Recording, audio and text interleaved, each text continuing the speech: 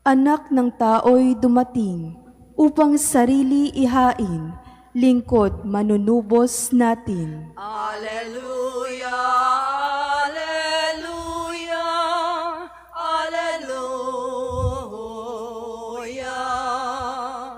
alleluia, alleluia, alleluia.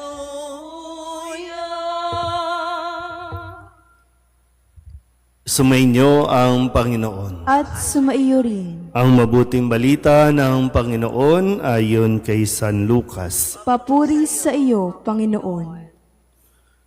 Nang nalalapit na ang panahong iaakyat si Jesus sa langit, ipinasya niyang pumunta sa Jerusalem.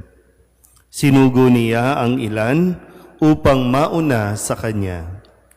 Humayo sila at pumasok sa isang nayon sa Samaria upang ipaganda siya ng matutuluyan.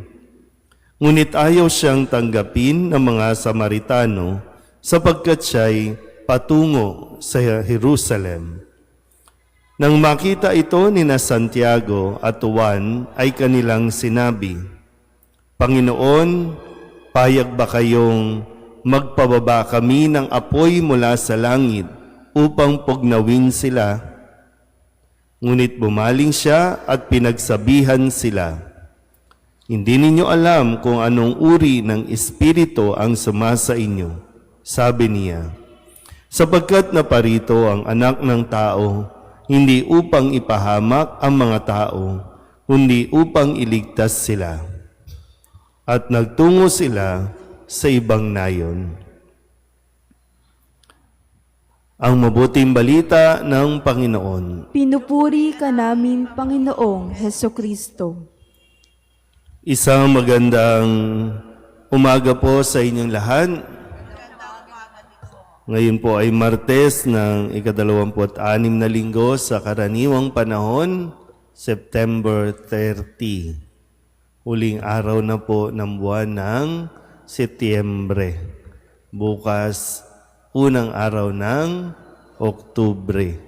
At sunod-sunod na po yan, mararamdaman ninyo ang diwa o spirit ng Christmas.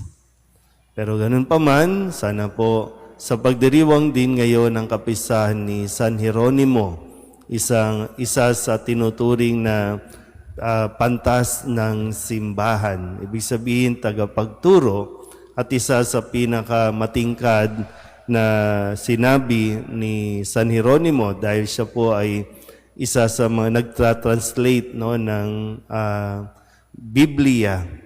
Ang sabi po niya, the ignorance of the Scripture is the ignorance of Christ.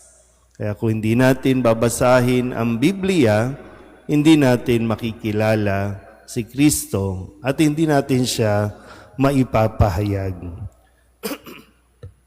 Kaya ngayon sa ating ebanghelyo, maganda po itong turo ni Kristo sa kanyang mga alagad na dapat din nating matutunan ngayon. Sabi po dito, dadaan sila sa isang bayan bago po sa Jerusalem, pero yung mga nakatira doon na mga Samaritano ay ayaw silang tanggapin.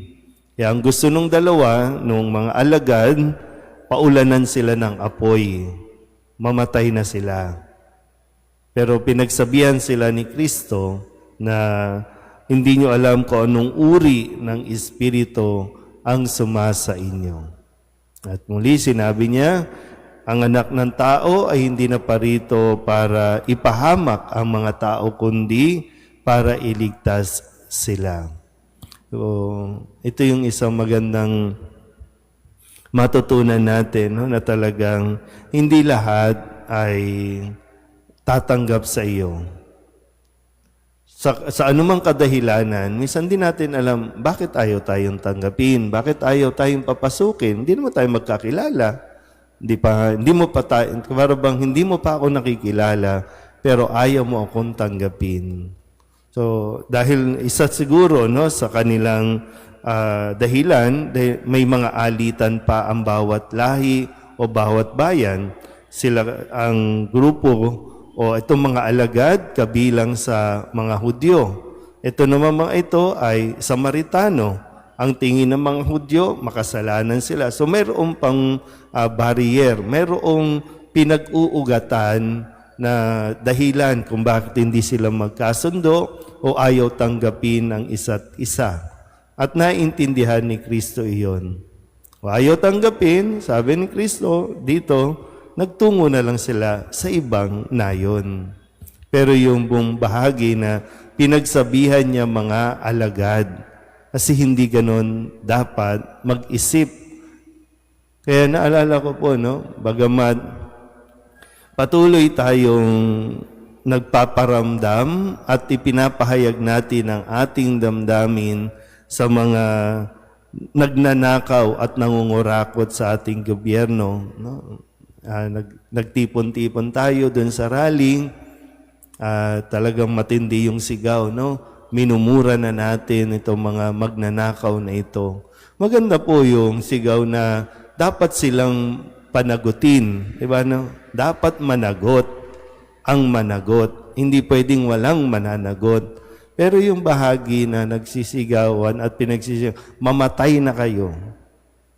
Parang, di ba, kung dito sa turo ni Kristo, may mali o may hindi tama na hinahangad nating mamatay o patayin yung mga nagnanakaw sa ating kaban ng bayan. Nakakagigil, tama naman, Nanggigigil tayo kapag naririnig nating ilang bilyon ang nasa kanila, request ng budget. Ngayon, pinag-uusapan na naman ang budget ng bawat department at bilyon na naman ang pinag-uusapan, samantalang hindi pa tayo natatapos doon sa issue. Talagang tinutulak tayo ng demonyo na magalit. At yung mga po, yung punto na gusto natin silang patayin. Pinagsisigawan natin.